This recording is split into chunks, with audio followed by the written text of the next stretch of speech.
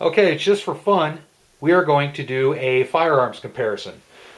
This is going to be a High Point full-size 40 caliber handgun versus a Glock full-size 40 caliber handgun.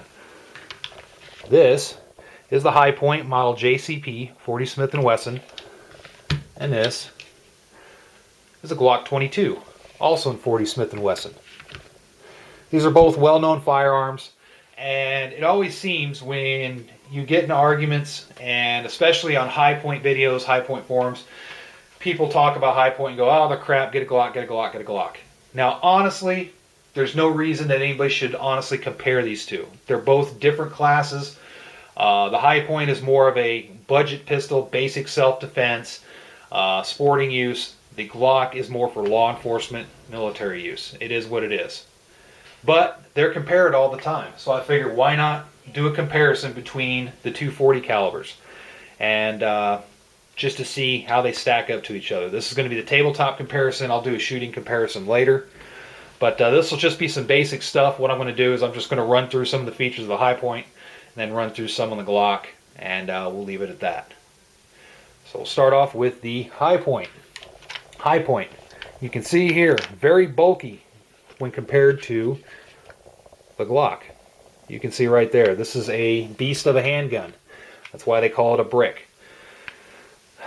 It has a what's commonly referred to as a pot metal slide. It's an alloy slide, very heavy. Has a polymer frame just like the Glock.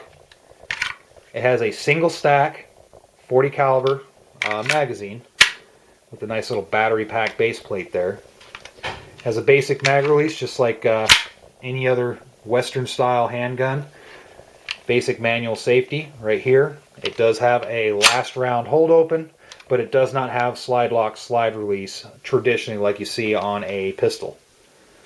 It does have a rail system right here, but it's a proprietary rail system from High Point, and it won't accept standard M1913 accessories. So with these rail systems, normally you get like a little laser that comes with High Point, the real inexpensive laser they have, and you can run it on this gun. The trigger pull on this thing is somewhat consistent, but it's mushy. It is what it is. The sights, it comes with standard 3-dot sights, or you can get the ghost ring as you see right here. So you do have a choice. It's striker fired just like the Glock. It's extremely heavy. Recoil isn't too bad because of the bulk of the handgun. It's not bad recoil.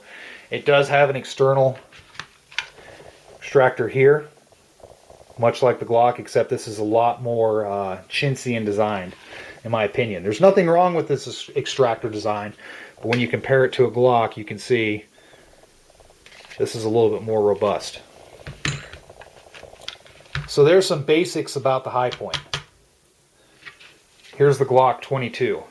You can see a lot more streamlined in design. Does have the standard 3-dot sights, and you can get aftermarket sights on here, night sights, true glows, all that good stuff. There's the external extractor again.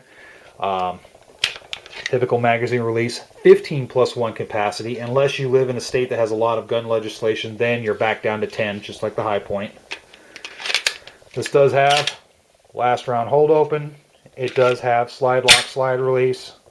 The trigger pull is a lot better. There is no manual safety on this gun, and the only real safety is right here on the trigger. You can see right there, that little piece right here has to be pushed in order for the trigger to engage and the Glock to fire. Also, this thing is a lot lighter than a High Point. You pick this up and you pick up a High Point, you see a huge difference. Now, both of these guns will throw lead down range just fine. I guarantee it. If you get a good working High Point, especially that has decent magazines, that's the weak spot of the High Point system, is you have bad magazines that are out there. You get a bad magazine, it's just going to jack up the gun. As long as you have a good magazine, the High Point will work just fine. The High Point will work even when dirty. The Glock will work better when dirty. And what I mean by that is this thing you can take and literally just torture test the heck out of it. You've seen it a million times on YouTube and a lot of different places where they just ran these things through a gauntlet of different torture tests, and it still ran. This thing will do just fine, but it will jam up easier when you get a whole lot of crud in it. But with that said, even though it does jam up, it'll still function. If you go on YouTube, Iraq Veteran 8888 has a whole slew of tests with high points, and those damn things are near indestructible. It takes a lot to blow one apart. Now, the biggest plus of having a Glock over a high point is the availability of add-on accessories. You can go from a typical Glock to a more outfitted Glock in a hurry. Now I have a Glock that has 31 rounds in the magazine plus one in the pipe for 32 rounds of 40 Smith & Wesson plus a nice Insight M3 weapons light. So that's the advantage of a Glock over a high point. You might say, well, is it worth the extra money? Well, you have to decide that. Because in the end, even though I just kind of did some talk about the high point, some talk about the Glock, and you notice I just kept it real straight to the point. I didn't get real technical as far as ounces and weight and blowback versus this firing mechanism and this and that and the other thing. I really stayed away from that because I just didn't feel it was necessary to talk about it. I just wanted to keep it real straight and to the point.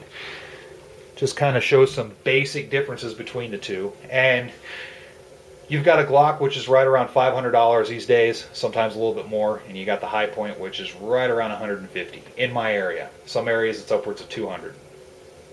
So it is what it is. They both will shoot just fine at the range.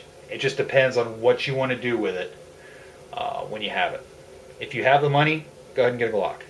If you don't have the money, get a high point. Learn to use that high point, and if you want something better, save up. So, hope you like just this basic little video. It's just a basic comparison. I like both of these handguns. I'll run them both. I mean, heck, you just saw me shoot this thing at 100 meters. I love the high point. I also like Glocks. I also like 1911s. I also like Berettas, XDs. I like them all. So, alright, thanks a lot for watching, and the biggest thing that I think people should take away from this video is don't focus on criticizing somebody else for their purchase. If somebody bought a high point, don't get on them for buying a high point.